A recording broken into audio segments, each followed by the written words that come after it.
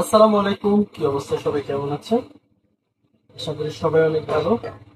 তো এই যে ব্যালেন্ডার গুলো রেডি করতেছি আজকে আমার নিজে খাবারের জন্য, কারণ আমি তো সবসময় সকালবেলা আমি যেটা করি সেটা হচ্ছে দোকানে এসে প্রথমে আমি ব্ল্যাক কফি লেবু দিয়ে গরম পানি দিয়ে কুসুম কুসুম ওটা কন্টিনিউ খাই।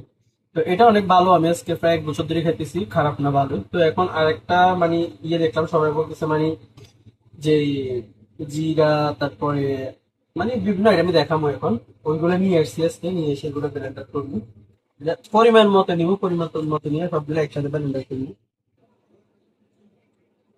এখন বেশি দিব না, এখন আমি আধা কাপ দিন দেখি কি অবস্থা। ঠিক আছে, এই যে আমি আধা কাপ করে নিতেছি। এটা হইতেছে মেথি। তো মেথি আমি আধা কাপ নিতেছি। মানে আধা কাপ বলতে একই মাপের, যেগুলো ওইগুলা যে মাপের নিচে এগুলোই একই মাপে নিতেছি। এই যে মেথি নিলাম। তো এটা হচ্ছে আমাদের বাংলাদেশে যে ইয়ের সাথে পানির সাথে খায় যে ওই জিরাটা আর কি। তো এটার আর একটা নাম আছে, আসলে নামটা আমার মনে পড়তেছে না। তো এটাও সেম পরিমাণে। হ্যাঁ, তো এগুলো কিন্তু এমনি মানে খাইলে ফ্যাটের জন্য অনেক ভালো এগুলা। তবে যে এগুলা উপকরণ নিচে এগুলো সবগুলোই মানে স্বাস্থ্যের জন্য অনেক ভালো। এই যে দিয়ে দিলাম।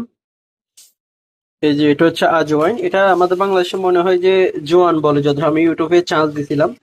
তো এই যে এখন এটার মধ্যে নিচে আর আমি একটা ভুল করছি, সেটা হচ্ছে মানে এটার একটু হালকা টাইলে নিলে ভালো হয়, তো ওই কারণে টাইলে নিছি, টাইলে হালকা ঠান্ডা করে নিছি।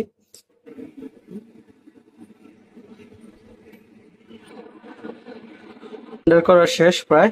তো এখন এগুলার আমি একটু ইয়ে করতেছি, মানে চাইলে নিতেছি আর কি গুলির মতো, কারণ একটু দানা দানা থাকলে হয়তো খেতে এত একটা ভালো লাগবে না।